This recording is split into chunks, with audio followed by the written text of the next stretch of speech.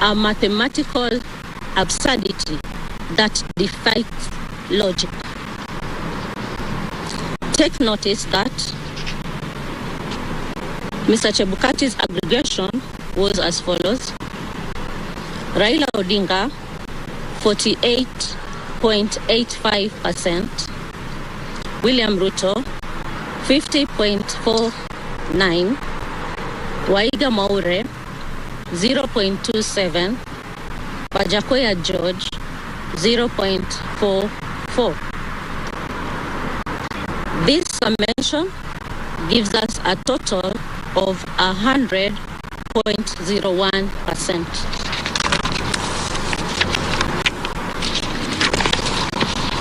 The 0.01% translates to approximately 142,000 votes, which will make a significant difference in the final result.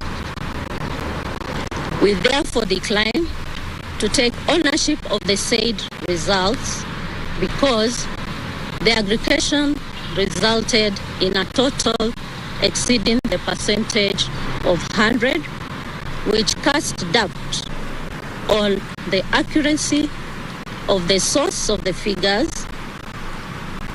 tallied, and when we demanded that we verify our record, the chairman declined, overruled us, and insisted on declaring and announcing the said result.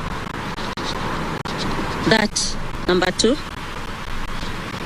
contrary to the Constitution and legislation, the results declared and announced did not indicate the total number of registered voters, the total number of votes cast, or the number of rejected votes, if any.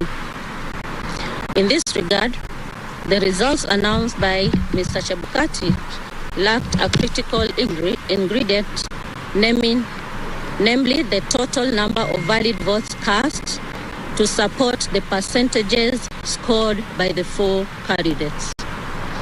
Unless demonstrated otherwise, we all know that the percentage is essentially a fraction of a whole number.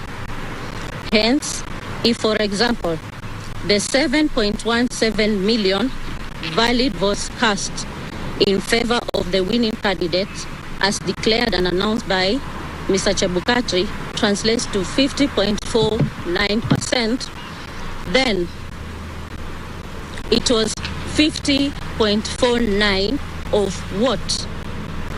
Further, take notice that Mr. Chebukati claimed that Raila Odinga attained 25% of votes in 34 counties, while William Ruto attained 25% in 39 counties. The question is, which figures in the 34 and 39 counties respectively constituted the independent variable to warrant the conclusion of 25% in 34 counties and 25% in the 39 counties for Raila and Ruto respectively? In the absence of a credible and verifiable explanation, we concluded that the process that went into generation of Form 34C, which he used to declare results of the presidential election, was opaque and incapable of earning our ownership and confidence. Number 3, guided by the authority of Minor Kiai case, petition number 106 of 2016, as upheld by the Court of Appeal in Civil Appeal number 105 of 2017 and affirmed by the Supreme Court of Kenya, we state categorically that the results of the presidential election held in August 9, 2022 declared and announced by Mr. Wafula Chebukati on August 15, 2022, belonged to himself and do not represent the declaration and announcement by Independent Electoral and Boundaries Commission. The Commission has to process the results before they are declared and announced by the chairperson. For the avoidance of doubt, let me quote the Maina Kiai case. It says, "We reiterate as we conclude that there is no doubt from the architect of the law, we have considered that the people of Kenya did not intend to vest or concentrate such sweeping and boundless powers in one individual, the chairperson of the appellant. The emphasis is that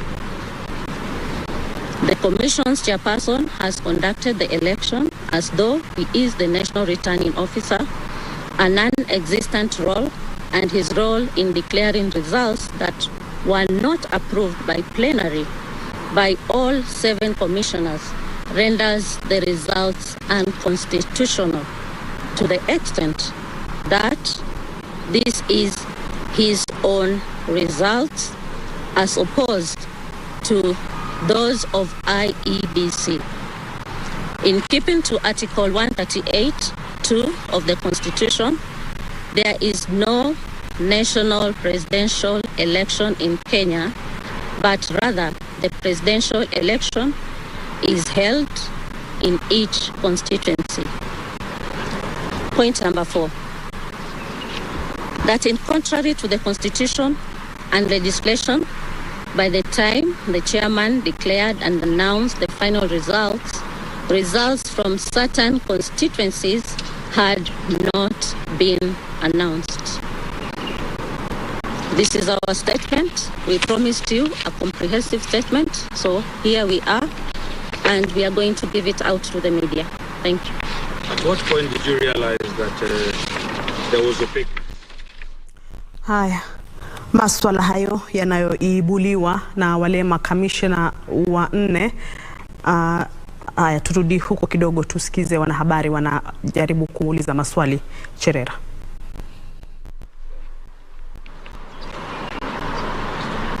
Let me answer at what point did we realize the opaqueness?